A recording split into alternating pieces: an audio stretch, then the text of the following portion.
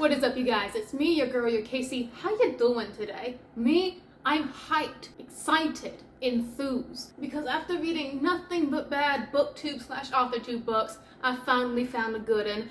Thank the Lord. Breach of Peace is written by Daniel Greene, link to his channel down below, and it is an insanely short story. It's under 100 pages. That's one of my biggest gripes with this book. It needs to have more pages. More content. More juicy action, please. It's a short story set in this fictional world. We're in a fantasy here, and I believe it's going to be the first book of a trilogy of short stories. And hopefully that's going to open up to a whole novel series about this world, because I want more of it. I gave this book a 4.5, so close to a 5-star, just had one little thing, besides the aforementioned it's too short, which is a good problem to have. I said the same thing before about one of my favorite books, An Enchantment of Ravens. I need more pages. Super short summary for Breach of Peace, because again, it's under 100 pages. We open up on a team of police officers led by Clid. Okay, I gotta add here, I hate that name. It reminds me of something else. I won't say it here on my pure Christian channel, but I'm thinking it. Clid and her squad of police bros that go into this fancy rich guy manor.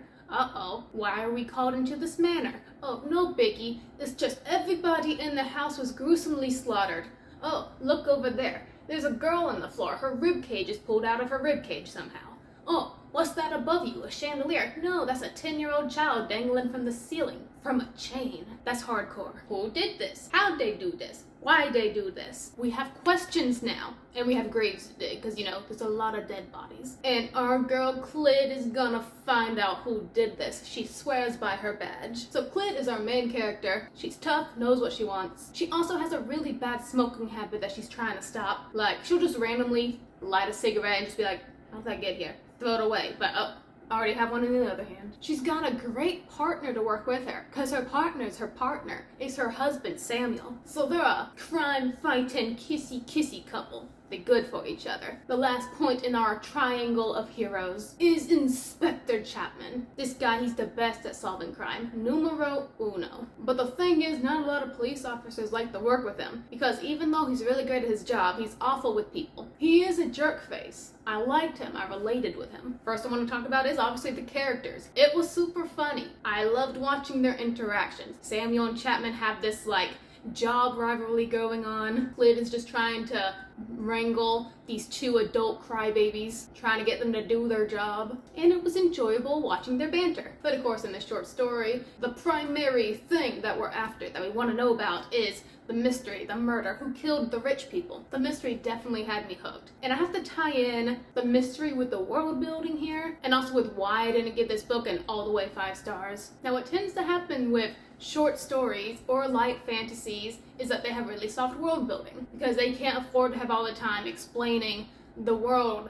Duh. They only got this amount of pages to work with. They gotta get into the action in a hurry. So while I was hooked on the mystery, and it went by so fast. This is a very quick read, because you just get like enraptured in it. But while I was enjoying it, like, I have my own little list of theories right here. Like, I don't look, well, this is my fault. I didn't look at the Goodreads genres for this book, so I didn't know if it was just fiction or fantasy, but because it was Daniel Greene, I'm like, it's probably fantasy, but I was too lazy to really look it up.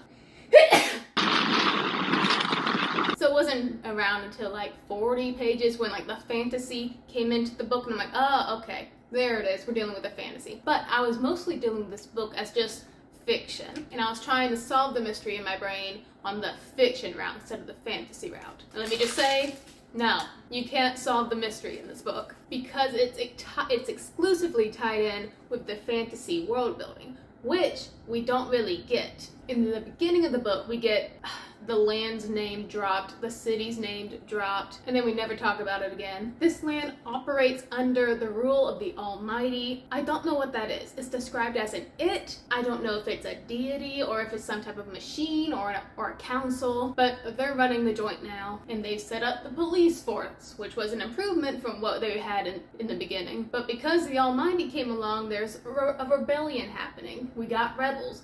but it's not really explained what's going on between them. Why are they rebelling against the Almighty? Where did the Almighty come from? One thing to be known in this book is that demons exist. Not in this book, it's like in this world. Demons exist. But it's also mentioned in this book, demons were exterminated years and years ago. Why?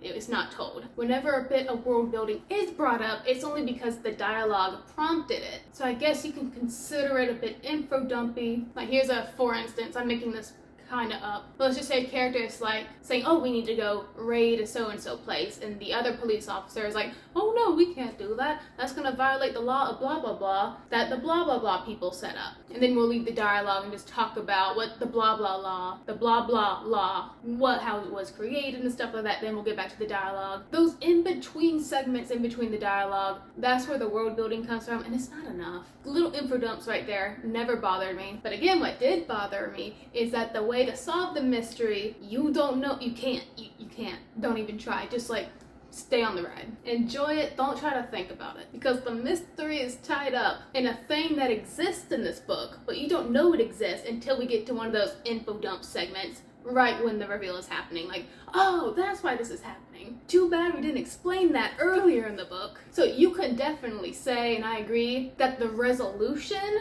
the bad guy, they came out of nowhere, and that's why it's a 4.5 for me. But girl, this book's ending, I loved it. I had the insomnias going on, and I had like 50 or 60 pages left in the book. So at night, I'm just laying in bed, I'm like, oh, let me just finish the rest of this book. I'm sure it's going to be just like a light little wrap up to everything. 5 minutes later. I love it. If you read like the first paragraph of this book, you will see just how gruesome it is. It gets better. I mean, it gets more bloody as the book goes on. Someone ends up with like a whole gun shoved up their eyeball. Inventive, I like it. So characters, funny, hilarious, jerky to one another. Love that. No, I don't want these happy sunshine friendships. I want people who are mean. I like the drama. The plot, the mystery is still good, even though I'm frustrated that I couldn't use my big brain and solve it before it happened. The action, mon ami. Yes, indeed, I love it. My favorite fight scene before the resolution, the climax, was when we had like 4 police officers down in like a cellar, and we're trying to like get this guy out, and it's in like complete darkness, and then the thing or the person that they're going after like starts attacking them, and it's just like pure chaos in the darkness, and you got gunfire everywhere. Oh, speaking of gunfire, and another little baby complaint is that just because in the beginning, and I wasn't clear on how fantasy this book was going to be, I was having a hard time envisioning the world, because we had people in carriages, but we also had guns. And I know that they had guns and carriages at the same time in the real world, but these were like semi-modern guns. At least to my recollection, I think so. So the feel and vibe of this world was hard to set up with, but just enjoy the action. It's fantastic. Even though I wish the setup for the resolution, again, was better than it was, especially with the world building again, it was still fantastic. I loved it. So if you're in the mood for a fantasy but don't want to commit to like a name of the win chunk of book, then this is the one for you. Also, if you want like a bit of horror, yes, for you, baby. So highly recommend. I'm looking forward to the next installation of the series. And until next time, stay reading, my friends.